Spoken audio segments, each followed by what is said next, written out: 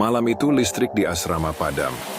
Hujan mengguyur deras di luar, dan hanya cahaya ponsel yang menyorot wajah-wajah panik mahasiswa. Mereka baru saja selesai makan malam ketika seorang teman bernama Dini bercerita tentang ritual kampus lama, ritual untuk memanggil penjaga lantai 4. Konon kalau seseorang menyebut nama yang dilarang di cermin kamar mandi, sosok itu akan muncul, diam, lalu menatapmu dari balik bahumu.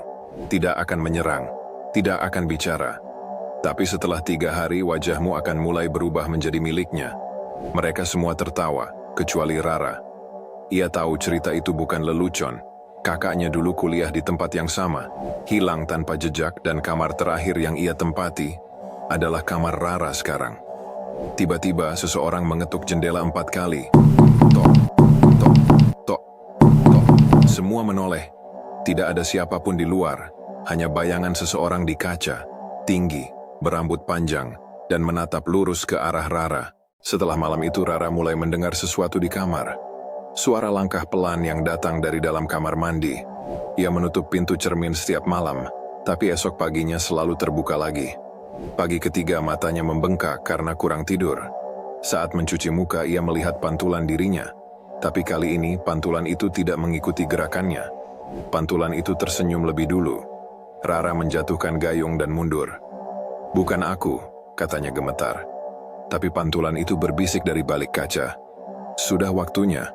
Ia menjerit, tapi teman sekamarnya hanya mendengar suara air menyala. Ketika mereka masuk, Rara duduk di lantai, kaku, menatap cermin kosong.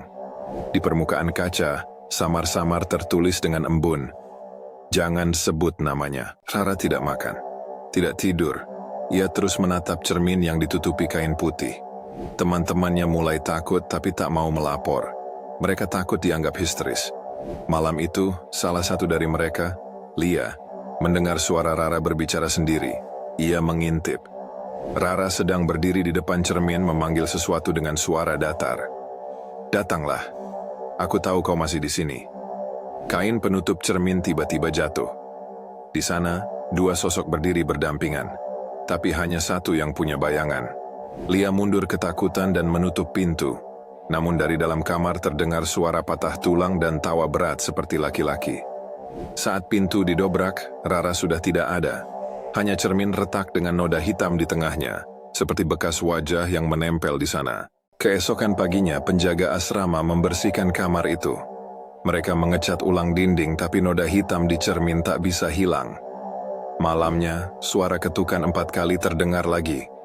Kali ini, dari setiap kamar di lantai 4. Mahasiswa mulai pindah satu persatu.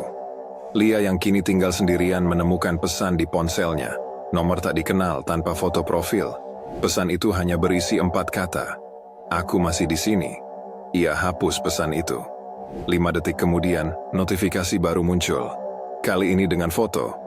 Foto dirinya sedang tidur, diambil dari sudut kamarnya. Lia menatap pintu dengan tubuh gemetar.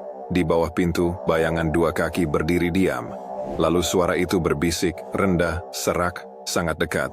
"Sekarang giliranmu." 3 hari setelah itu Lia hilang. Polisi datang tapi tak ada tanda perlawanan. Cermin di kamar ditemukan pecah, dan di balik potongan kaca tertulis nama, Rara. Petugas yang membaca nama itu langsung menatap kosong selama beberapa detik, lalu mulai tersenyum aneh. Mereka membawa cermin itu ke gudang bukti. Malam harinya, CCTV gudang menangkap sesuatu. Bayangan perempuan berjalan di antara rak, memanggil seseorang dengan suara pelan. Dan di layar monitor, tulisan di kaca berubah pelan-pelan menjadi, "Kau sudah menyebut namaku." Suara rekaman terakhir bergetar sebelum padam. Sekarang pertanyaannya, siapa yang menonton video ini sampai akhir? Kalau kau dengar ketukan 4 kali malam ini, jangan jawab. Karena berarti, dia sudah tahu namamu. Like dan subscribe kalau berani, tapi jangan sebut namanya di komentar.